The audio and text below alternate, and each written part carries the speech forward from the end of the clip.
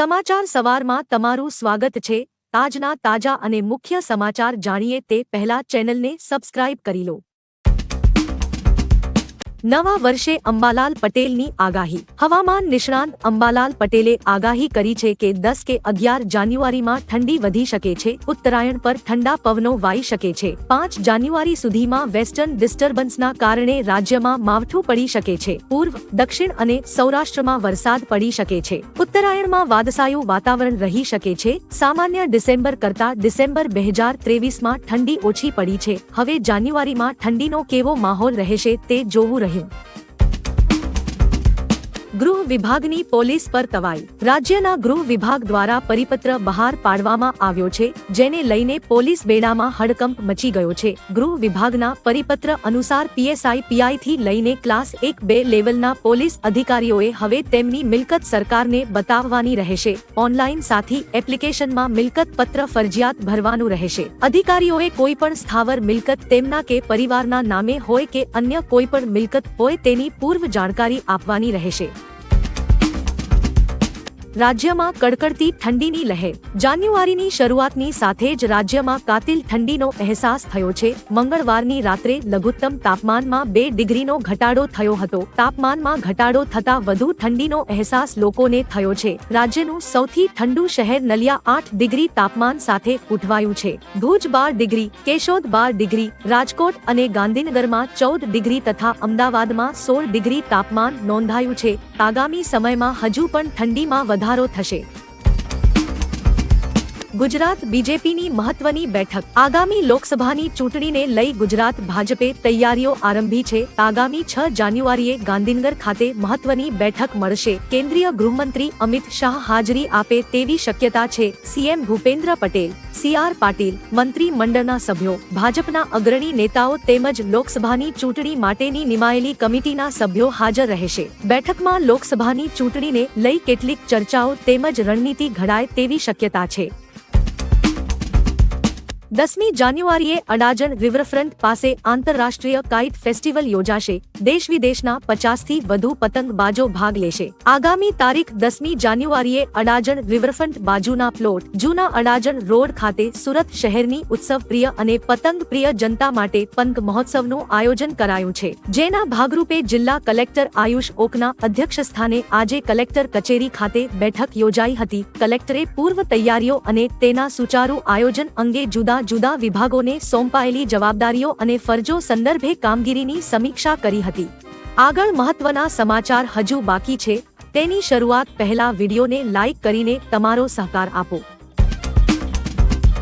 વિંસિયાના નાના માત્રા ગામે મરચી અને તુવેર વચ્ચે વાવેલા ગાંજાના 36 છોડ મળ્યા। 127 કિલો ગાંજા સાથે ખેડૂતની ધરપકડ। રાજકોટ જિલ્લાના વિંસિયા અને જસદણ પંથકમાં તેમજ સુરેન્દ્રનગર જિલ્લાના ચોટીલા અને સાયલા પંથકમાં છાશવારે ગાંજાના વાવેતર મળી રહ્યા છે। ત્યારે ગઈકાલે રાજકોટ રૂરલ એસઓજીને મળેલી ચોક્કસ માહિતીના આધારે વિંસિયાના નાના માત્રા ગામે 127 કિલો ગાંજાના વાવેતર સાથે ખેડૂતની ધરપકડ કરી રિમાન્ડ પર લેવાની કાર્યવાહી હાથ ધરી છે।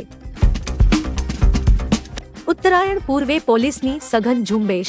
લોકોના ગળા ચીરી નાખતી ચાઇનીઝ દોરી પકડવા સદર બજારની 100 દુકાનોમાં સાગમટે દરોડા। મકર સંક્રાંતિનો પર્વ નજીક આવી રહ્યો છે। આ તહેવારને જોખમી બનાવવા માટે નજીવા નફાની લાલચે કેટલાક લેભાગુ વેપારીઓ ચાઇનીઝ દોરાનું વેચાણ કરતા હોય છે। રાજકોટ પોલીસ કમિશનર રાજુ ભાર્ગવે લોકોના ગળા ચીરી નાખતી કાતિલ ચાઇનીઝ દોરીના વેચાણ અને ઉપયોગ પર પ્રતિબંધ ફરમાવતું જાહેરનામું પ્રસિદ્ધ કર્યું છે। આમ છતાં હાના ખૂણે શહેરમાં ચાઇનીઝ દોરીનું વેચાણ થતું હોવાની બાતમી મળી રહી છે। ગિફ્ટ સિટીને લઈને વધુ એક મોટા સમાચાર। ગાંધીનગરના ગિફ્ટ સિટીમાં શરાબની છૂટ મળ્યા બાદ હવે અહીં ફિલ્મફેર એવોર્ડ યોજવાની તૈયારી શરૂ કરાઈ છે। આગામી 28 જાન્યુઆરીએ ગાંધીનગરના ગિફ્ટ સિટીમાં ફિલ્મફેર એવોર્ડ યોજવાની તૈયારી ચાલી રહી છે। ગિફ્ટ સિટીમાં ફિલ્મફેર એવોર્ડ યોજાશે તો બોલિવૂડના સ્ટાર્સનું ધ્યાન ગુજરાત તરફ આકર્ષિત થશે અને ગુજરાત ટુરિઝમમાં નવું નજરાણું ઉમેરાશે। આપના મતે ફિલ્મફેર એવોર્ડ માટે કઈ ગુજરાતી ફિલ્મને નોમિનેટ કરી શકાય? ગુજરાત સહિત દેશ વિદેશમાં ખંભાતની પતંગની માંગ, અંદાજિત વાર્ષિક 4 કરોડ ઉપરાંતનું ટર્નઓવર. ઉત્તરાયણ પર્વને હવે ગણતરીના દિવસો જ બાકી છે. બજારોમાં લોકો પતંગ અને દોરીની ખરીદી કરતા પણ જોવા મળી રહ્યા છે. ત્યારે ગુજરાત સહિત દેશ વિદેશમાં ખંભાતની પતંગ ખૂબ જ પ્રખ્યાત છે. આણંદ જિલ્લાના ખંભાત શહેરનો પતંગ ઉદ્યોગ 2000 પરિવારોનો રોજીરોટીનો આધાર બન્યો છે. વિદ્યાર્થીનીઓની શેડતીની ઘટના. છોટા ઉદેપુરમાં ચાલુ જીપે શેડતીનો કિસ્સો બન્યો છે. બચાવ કરવા જતા 2 વિદ્યાર્થીનીઓએ જીપમાંથી છલાંગ લગાવી હતી અને ઈજાગ્રસ્ત થઈ હતી. તેમને સરકારી હોસ્પિટલમાં સારવાર અર્થે લઈ જવાઈ હતી. ઘટના બાદ વાલી સમાજમાં રોષ વ્યાપી ગયો છે. પોલીસે જીપ ચાલક અશ્વિન ભીલની અટકાયત કરી છે. કિરણ અને પરેશ નામના વ્યક્તિ ફરાર થયા છે. પોલીસે ફરિયાદ નોંધીને વધુ તપાસ હાથ ધરી છે. આવું કૃત્ય કરનાર સાથે કેવો ન્યાય થવો જોઈએ. છેલ્લા 24 કલાકમાં ગુજરાતમાં કોરોનાથી સંક્રમિત 5 પોઝિટિવ કેસ સામે આવ્યા છે. જ્યારે આ જ સમયગાળા દરમિયાન 2 દર્દીઓ સારવાર બાદ સાજા થતા તેમને ડિસ્ચાર્જ કરવામાં આવ્યા છે. સરકારી દાવા મુજબ વિતેલા 24 કલાકમાં કોરોનાના 5 નવા કેસ ઉમેરાવાની સાથે જ રાજ્યમાં એક્ટિવ કેસની સંખ્યા 79 પર પહોંચી ચૂકી છે. જ્યારે 5 નવા કેસ નોંધાવાની સામે આજે 2 દર્દીઓને ડિસ્ચાર્જ કરવામાં આવતા રાજ્યમાં રિકવરી રેટ 99.14% પર પહોંચી ચૂક્યો છે. હાર્ટ અટેકની ઘટનાઓની ગંભીરતા જોઈને રાજ્ય સરકારનું આયોજન. ગુજરાતમાં 2.25 લાખ શિક્ષકોને 3 તબક્કામાં CPR તાલીમ અપાઈ. રાજ્યના નાગરિકોના સ્વાસ્થ્ય માટે 3 ડિસેમ્બરે યોજાયેલા પ્રથમ તબક્કામાં 86,000થી વધુ શિક્ષકોને, 17 ડિસેમ્બરે બીજા તબક્કાની તાલીમમાં 77,000થી વધુ શિક્ષકોને તેમજ ત્રીજા તબક્કાની તાલીમમાં બાકી રહેલા રાજ્યના 53,800થી વધુ શિક્ષકોને CPR તાલીમ આપવામાં આવી છે. રાજ્યમાં 3 તબક્કામાં કુલ 2.25 લાખ જેટલા શિક્ષકોને CPR તાલીમ અપાઈ છે.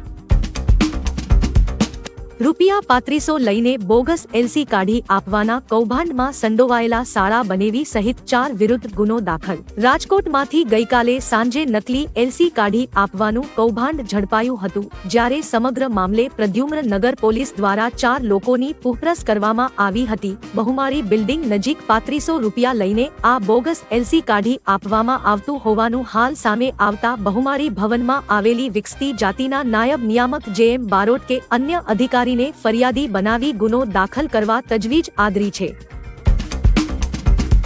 હડતાલનો અંત આવ્યો. ભારતીય ન્યાયિક સંહિતા હેઠળ હિટ એન્ડ રન કેસમાં સજાને લઈને દેશભરમાં ટ્રક અને ઓઇલ ટેન્કરના ડ્રાઈવરો હડતાળ પર હતા. જો કે ગૃહ મંત્રાલય સાથેની બેઠક બાદ ટ્રાન્સપોર્ટ એસોસિએશનના પ્રમુખે હડતાળ સમાપ્ત કરવાની જાહેરાત કરી છે. હાલમાં આ કાયદાનો અમલ નહીં થાય તે અંગે સહમતિ બની છે. ટ્રાન્સપોર્ટ કોંગ્રેસે ડ્રાઈવરોને હડતાળમાંથી પાછા ફરવા જણાવ્યું છે. પરિવહન કામદારો તરત જ તેમનું કામ ફરી શરૂ કરશે. મહિલા કર્મચારીઓના પેન્શનને લઈને સરકારનો મોટો નિર્ણય. કેન્દ્ર સરકારે મહિલા કર્મચારીઓના પેન્શનને લઈને મોટો નિર્ણય લીધો છે. કેન્દ્રએ જણાવ્યું હતું કે વૈવાહિક વિખવાદના કિસ્સામાં મહિલા કર્મચારી હવે પોતાના પતિને બદલે તેના બાળકને ફેમિલી પેન્શન માટે નોમિનેટ કરી શકે છે. સેન્ટ્રલ સિવિલ સર્વિસીસ પેન્શન નિયમો 2021ના નિયમ 50 સરકારી કર્મચારી અથવા નિવૃત્ત સરકારી કર્મચારીના મૃત્યુ પછી કુટુંબ પેન્શનની મંજૂરી આપે છે. હું જીતી તો ભારત સાથે પાકિસ્તાનના સંબંધો સુધારવાનો પ્રયાસ કરીશ. પાકિસ્તાનમાં ખૈબર પખ્તુનખા પ્રાંતની બુનેર બેઠક પર PPP પાર્ટીના હિન્દુ મહિલા ઉમેદવાર ડોક્ટર સવીરા પ્રકાશ લડી રહ્યા છે. તેમણે કહ્યું કે હું ચૂંટણી જીતી તો પાકિસ્તાન અને ભારતના સંબંધો સુધારવાના પુલ તરીકે કામ કરીશ. તેઓ 25 વર્ષના છે. સાથે તેમણે કહ્યું કે મને બુનેરની દીકરીનું ઉપનામ મળેલું છે. દુનિયામાં સૌથી મોટો ધર્મ માનવતાનો છે અને હું આ જ ધર્મ માટે કામ કરીશ. ચૂંટણી પહેલા બીજેપીનો માસ્ટર સ્ટ્રોક. લોકસભાની ચૂંટણી પહેલા બીજેપી સરકાર નાગરિકતા સંશોધન અધિનિયમ CA લાગુ કરવાનું વિચારી રહી છે. CAના નિયમો જારી થયા પછી CA કાયદો અમલમાં આવશે અને જે લોકો તેના માટે પાત્ર છે તેમને નાગરિકતા આપવામાં આવશે. પાકિસ્તાન, બાંગ્લાદેશ અને અફઘાનિસ્તાનથી ભારતમાં આવેલા બિન મુસ્લિમ લોકોને નાગરિકતા અપાશે. જેમાં હિન્દુ, શીખ, જૈન, બૌદ્ધ, પારસી અને ખ્રિસ્તીનો સમાવેશ થાય છે. રજનીકાંતને મળ્યું રામ મંદિર આવવાનું આમંત્રણ 22 જાન્યુઆરીના રોજ અયોધ્યામાં રામ મંદિરનો પ્રાણ પ્રતિષ્ઠા સમારોહ યોજાવા જઈ રહ્યો છે। આ સમારોહમાં ઉપસ્થિત રહેવા માટે ઘણા મહાનુભાવોને નિમંત્રણ આપવામાં આવી રહ્યું છે। ત્યારે લોકપ્રિય અભિનેતા રજનીકાંતને રામ મંદિરના પ્રાણ પ્રતિષ્ઠા સમારોહમાં હાજરી આપવાનું આમંત્રણ આપવામાં આવ્યું હતું, જેની એક તસવીર શેર કરવામાં આવી છે, જેમાં રજનીકાંતનું સરળ જીવન તેમના પોશાકમાં દેખાઈ રહ્યું છે। સાલારે બાહુબલીનો રેકોર્ડ તોડ્યો। પ્રભાસની ફિલ્મ સાલાર બોક્સ ઓફિસ પર રેકોર્ડ તોડી રહી છે। આ ફિલ્મે વિશ્વભરમાં 427 કરોડ રૂપિયાનો બિઝનેસ કરી લીધો છે। સાલારે કમાણીમાં SS રાજામૌલી દ્વારા નિર્દેશિત બાહુબલી ફિલ્મને પાછળ છોડી દીધી છે। સાલારે હિન્દી બેલ્ટમાં અત્યાર સુધીમાં 123 કરોડ રૂપિયાનું કલેક્શન કર્યું છે, જ્યારે બાહુબલીના પહેલા ભાગે 118 કરોડ રૂપિયાની કમાણી કરી હતી। સાલારને સૌથી વધુ પ્રતિસાદ તમિલ સિનેમાથી મળી રહ્યો છે।